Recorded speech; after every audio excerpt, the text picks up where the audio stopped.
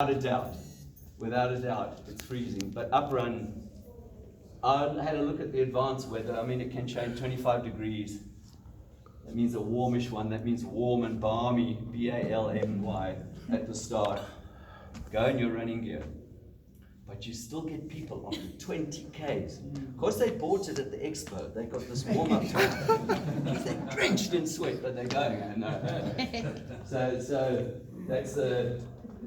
Yeah, you just, and you start going up the barrier, and so notice how I say up, because immediately you start going up. You go around a corner and you get plunged into Stygian darkness. There's nothing, it is pitch black. You have to look down, because you're going to trip over everybody's warm-up tops and their plastic bin liners that they've left there. And the reason it's pitch black is that they've stolen all the lights, so you can't actually see until you start going properly up the barrier. And then I'm going to tell you very quickly, I've got one last other rant that I'm going to have later. and then you climb, essentially. You drop down. You'll drop down a very steep downhill. Those of you who are coming back to do the next down run, have a look at it. You're going to go up it next year, and then up, and you reach the first of those 5 registered hills that Lindsay put up, and that's Fourways Hill. And you're going nicely. And then one of the things that will suddenly dawn on you, especially novices, is that the distance markers are different from anywhere else in the rest of the world. So in the rest of the world, when you run a marathon, the gun goes and you run for a little bit and you pass a board or a marker that says 1. Little tick. And if it's a Pommy race or an American race, it's done in miles, so it takes a bit longer because a mile is 1,600 meters. But you get a 1, a little tick. They know how to motivate you. But in Comrades, they do it in descending order. So if in the darkness you happen to see the first distance marker, it's going to say 86 Ks to go. And what does that mean? It just means, gee, I mean, obviously most people can calculate that straight away. I mean, it's 86 Ks to go, and hours later you will see 67 to go. Far. I mean, that's what it says. A long way. I mean, a very, very long way. And then the one that nearly kills you is when you, who did 2 Oceans? Right, Omnidam, yeah, Loskop. Yeah, you're gonna go past one that says 56 Ks to go. Okay, and you're suddenly going to realize that if I had felt like this on 2 Oceans morning, I would not have started. There's no possible way that I would start with legs like this, feeling as tired as I am, and see 56 Ks to go, but you're on the start line of the 2 Ocean, and it's a worse race than 2 Oceans. Ahead of you, it's a hillier, tougher race than 2 Oceans. It's not the wussy little Cape Town with lots of oxygen, cool southeaster breeze. This is hot, humid KZN with monstrous hills. Okay, so then you'll go up Fourways, you go over Fourways, down into down into the Pinetown Flats, which are not flat at all. They actually roll quite hilly. And then that's the first, so Fourways but you'll feel great on Fourways. Then you get Fields Hill, which is the longest hill of all the major hills on the uprun, 2nd registered hill, and that for me is the litmus test. So on Fields Hill, it is a long pull, but if you are still thinking, I can't believe I'm running Comrades, this is beautiful, what a wonder, and you're making a joke and you're chatting to a friend, you're going to have a good one. But on Fields, if you are struggling and feeling, I should never ever have had that carbo loading meal, and you're struggling, you're in for a long day. Doesn't mean you're not going to make it, but you need to borrow a cell phone from a spectator and say, listen, doll, I'm going to be a couple of hours longer than I told you. I'm still going to make it, love you lots, love you, but it's going to be a long day. So that seriously, Fields Hill is where you will, that is the litmus test of how you're going to, what your Comrades is going to be like. And then you go through Hillcrest, and you get to the 3rd of the major hills, and that is Beaufort Hill.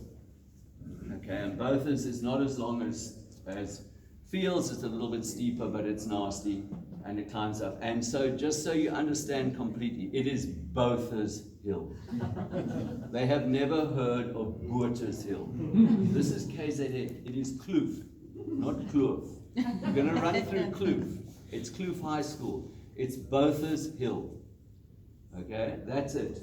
That's how they, if you ask a person in Hillcrest Village's colors, have we hit Botha's yet? They're going to say, what? They don't know what you're talking about. And they, in their alphabet, in KZN, don't have the letter I. They don't, it's not in, they only have 25 letters in the alphabet, and they've replaced I with another U. So it's whole crest. I'm trying to get you to get the accent right. It's fish. It goes with chips. And I'm sorry, Doll, I'm going to be late because I've got to go and pick up the kids.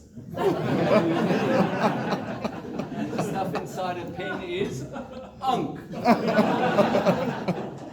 Okay, so then you got Botha's Hill, but it is, we've got a few here, haven't we? Yeah, even though they're making all their money up here, they still wear their bloody Sharks outfits. Anyway. So then Botha's, and then you go past Kersney College, where all the Kersney youngsters cheer you on, and then you drop, and then you've done an enormous amount of climbing at this stage, and then you drop down towards Drummond, which is halfway. Drummond's like a cereal bowl. You go down, and then on the other side you go up. But on your way down into Drummond, you pass two famous landmarks. The first is the Wall of Honor, which is the most fantastic, I think, monument to comrades. And for those who don't know what I'm talking about, it is an embankment that is getting longer and longer and longer and longer and longer, with shields on it of the names of everybody who has run comrades. Except you have to buy your own shield. You have to order it. But 160 Rand, I think that's what it costs. Your name is there forever. I cannot believe that someone who has spent tens of thousands of rands on airfares, going to Two Oceans, qualifying races, physiotherapy bills, I mean, you can't even believe you're not going to buy it. I bought two for great friends of mine who have died, who ran comrades before it became an important monument. And I was in Washington in September for a run, a Mandela run, and my host took me to the Vietnam War Memorial, which is 67,000 dead men and women soldiers who died in Vietnam. And you go there. It's made of black marble, and it reflects. Carvalho. Oh.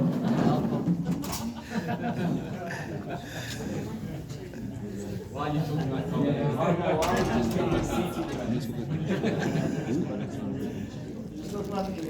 Don't panic, I'm sort of getting you.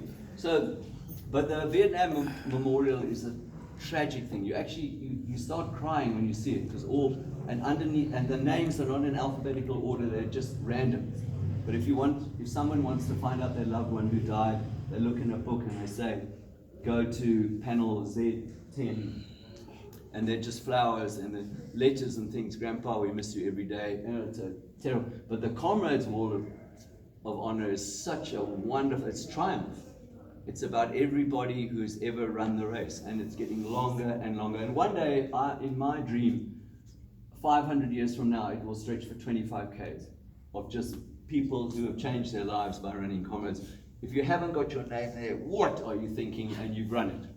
You know, mine is on the extreme left-hand corner. If you could just trim, there's always a little bit of dhaka that's growing there. I don't know why. No, it's too wonderful. Okay, so you got to, but novices, you can't put your name there. Today, you can't put your name there. Why? But as you run past, you say, tomorrow, I'm ordering my shield. My plaque's going there. And then straight afterwards, 300 meters later, 400 meters later, is Arthur's Seat.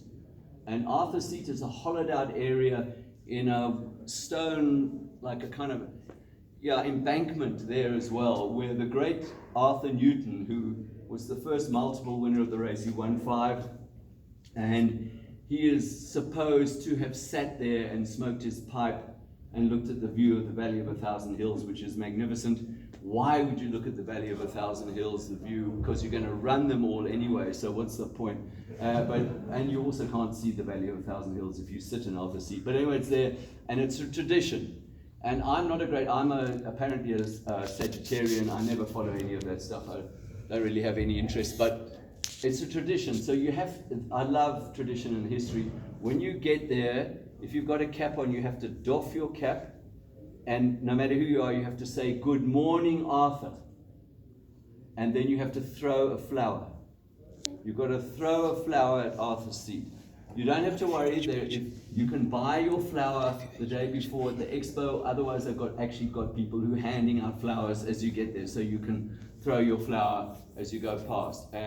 G and H batch, when you get there, it's a bit of a compost heap, and some of it's starting to decay. There's thousands. There's no mistaking Arthur's seat. Okay, so you know that. And then you go through Drummond. Nice place to see your loved ones. Impossible place for your loved ones to get out of, to see you at the finish. Impossible, unless they park 5 k's away and then run or walk up to see you and run or walk back. You can't get out of Drummond. But you'll want to see your loved ones, but Drummond's not a great place. So you go through Drummond, and immediately as you air pump thinking, I've got through halfway, you hit Inchanga, which is horrendous. Blade of a knife in Zulu, I believe. That's what it means. Like this. You might as well have the north face of the Eiger, I promise you. Unbelievable. It goes up, and up, okay? I'm not going to lie to you, it's horrible. But at the top, and you saw from Lindsay's his race profile, at the top, when you summit, notice how I'm cunningly using mountaineering terminology here just to emphasize that. When you summit Inchanga, it is actually quite a quick second half. It is quite a quick second half. And if you've held back, and there's no way you can teach anybody how to do that. But I think that I had in my day, not anymore, but I had an intrinsic thing which was called fear and terror of pain.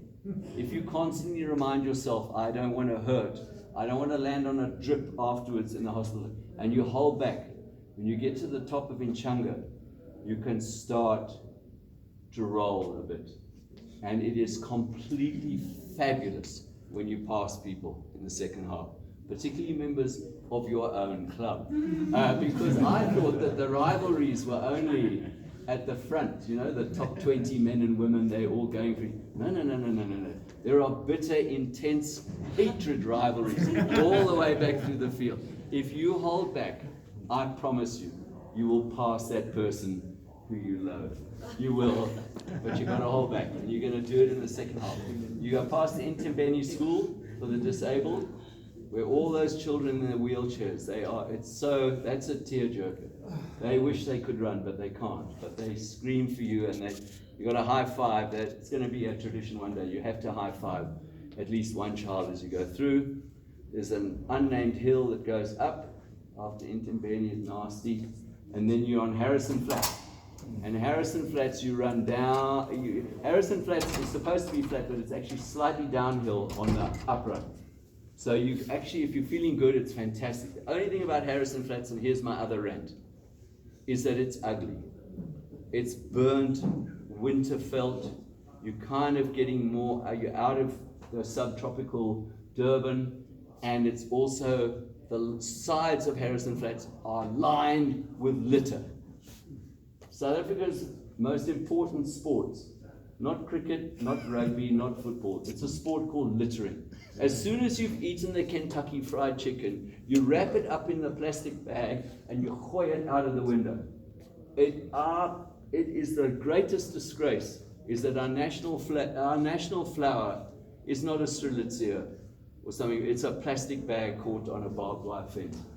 I've been to Rwanda. It's not an African thing, Rwanda, to see the gorillas. Not one single piece of litter in that whole country. Once a month, the president walks around Kigali, the president, and picks up any litter that is there. But in South Africa, we hoy. Anyway, so sorry, that's a second. I get so angry. It's like I hate my country, so I'm going to throw the beer can and the Coke can down there. But there's a bin just there. Anyway, sorry, Or you keep it in your car until you get home, and then you put it in your bin. No, one out the window. Anyway, sorry, it drives me berserk. So you go down Harrison Flats, and on the way down Harrison Flats, you're going to get one moment of triumph, because remember I said it's in descending order, and you are going to see 32 to go. And at 32 to go, you're going to meet somebody who you deeply admire and deeply respect and love. And that person is yourself. Because only you are going to get yourself through. Now it's Harrison Flats. It's horrible. The sun is going to be 25 degrees. The sun is going to, the sunscreen that you put on is now dripping into your eye. You've chafed all over. There's got to waiting for the next table. And you're also saying, as much as you're saying to yourself, I'm going to finish this thing, you're also saying to yourself, I will never, ever, ever, with some other words, do this again. I will never do this again. This is insanity. Okay? This is insanity. And at that point, your toenails are starting to come off. Why? Because you were too frightened to customize your shoes. So what happens is these shoes are made for the US and European markets. They don't run ultras. A small, mad, insane percentage of them do. And so what happens is your toenails after 60 Ks or so are now getting bruised. So what you actually have to do is have the courage to butcher your shoe. This is not about cosmetics. You're not trying to be on the front page. And if you happen to blister badly in the side of the shoe, like I do, because always on my right foot, I cut that piece out. This is custom made for my last 2 oceans. I will do it for you at a fee. You've got it. So Lindsay was completely right. You cannot buy a pair of shoes at the expo and think you're going to have a great run. You've got to know what is going to irritate me beyond all belief during the run. You customize your, and in fact, one thing I forgot to do, I also used to cut 3 huge cuts in here so that this piece bent more easily. And at the end of the race, you throw them away. You spend tens of thousands of rand, or you can keep them for the next ultra. They're good for about 2 or 3. These are fine. I'm leaving these to nobody. So that's my point. So when you're on Harrison Flats, that's your lonely point. And as I said, that's 32 Ks. And at your lowest ebb, because the sun's glinting off the cars that are parked at Cato Ridge, glints off the roofs of the cars, but it goes also into your eye. Your sunburn's getting a sunburn. That's horrible. And the mouth, you've got to be having so many gels. The gel. And if you have one more chocolate mocha flavored gel, you try something new like the lime one. But you see 32 and then you see 30. You say, wow, I'm flying. Those last 2 Ks that was fantastic. No, the 30 board that you're going to see is the board that says this is the 30th seconding table. Just round the corner you see 31 Ks to go. So even that breaks you. You run and Cato Ridge, everybody's brying. It's great. And through Cato Ridge, rolling. But from Cato Ridge to Camperdown, you think I'm struggling here. The reason is you're going slightly uphill. It's rolling, but you're climbing side, so don't get depressed between Cato Ridge and Camperdown. Camperdown Village is a great place to see your loved ones. They can get in, they can get out. They can get in to see you, they can get out to see you at the finish.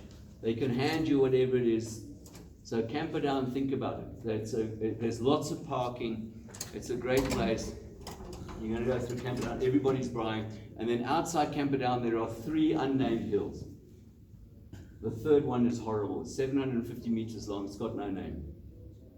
It's horrible. And there's one tree that casts a little bit of shade, and everybody's sitting in that shade. They're all there. Okay, but you, because you made that promise to yourself a long time ago, are going to walk past with pride.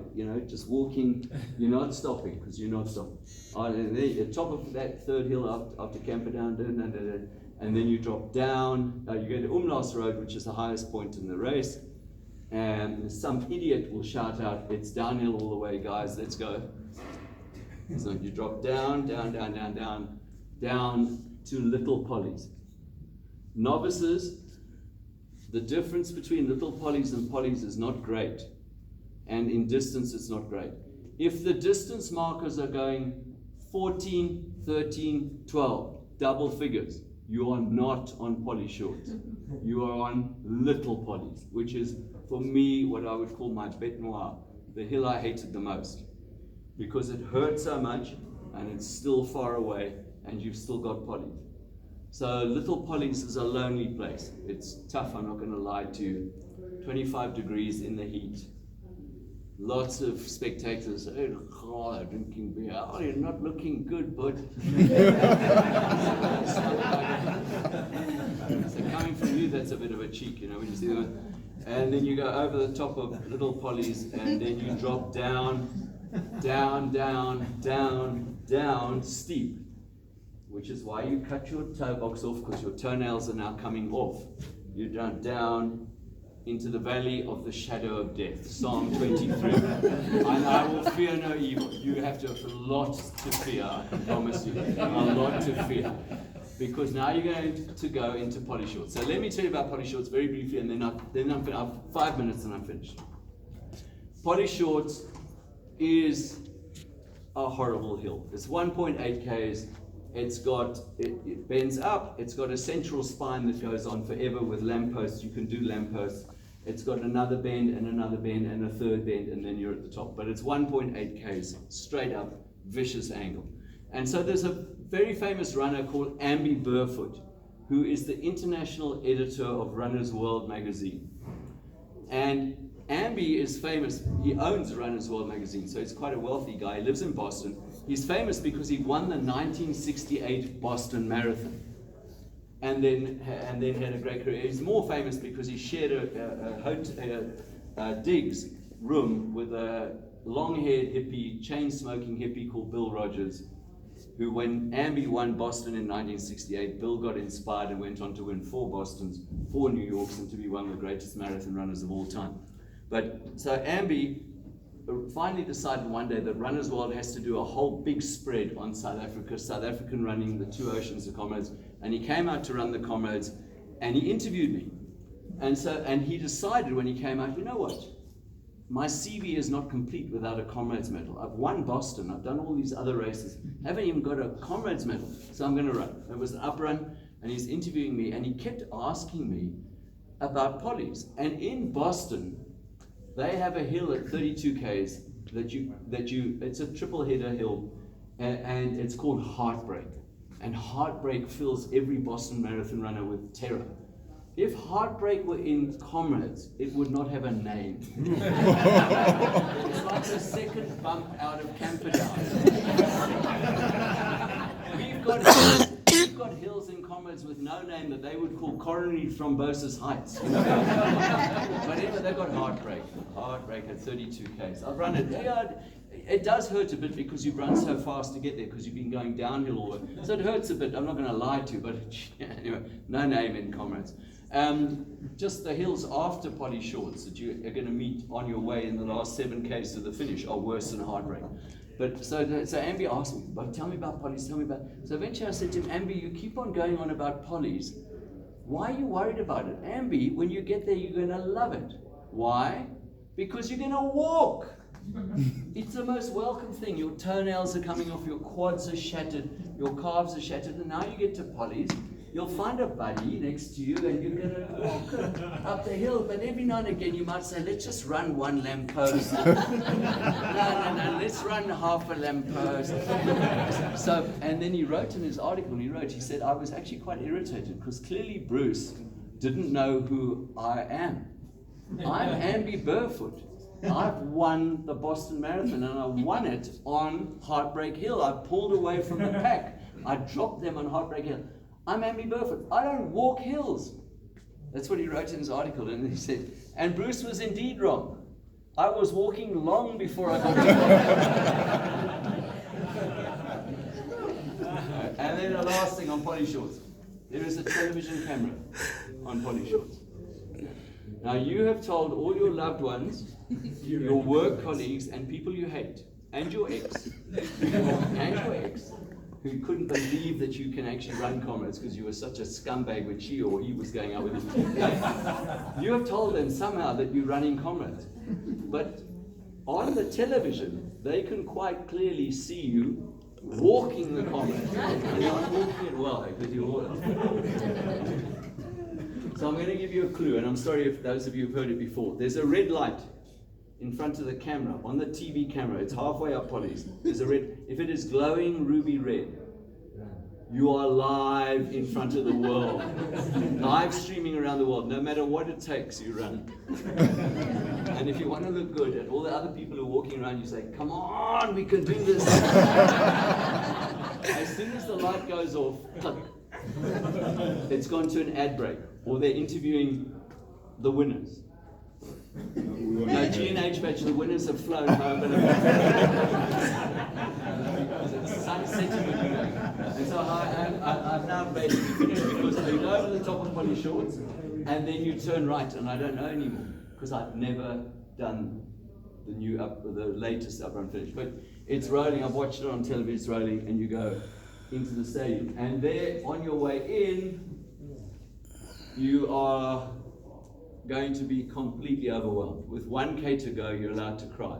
You are allowed to cry because it is completely the most mind-boggling thing. And it is going to take you, if you are a normal person, somewhere between an hour and a week to say to yourself, because remember on Harrison Flats, hours and hours before, you said never, ever, ever, ever.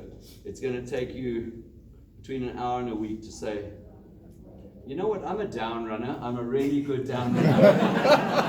I need to do the down. And so my last thing is that I don't miss the Comrades.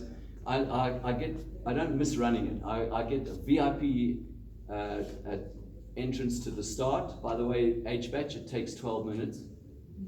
I timed it. From the gun to the last person across the start line, 12 minutes. So it's not that bad. I don't miss it. On the day, nothing. The Chariots of Fire, yeah, it's emotional. I'm proud to be a part of the history of the race, but it's nothing. But the next day, on the Monday, I miss it so much because all you guys are limping. Because your toenails have come off because you didn't cut your toe. And you're limping. And it is such a limp of pride. And that is the only time because I can't limp. I want to fake one, you know.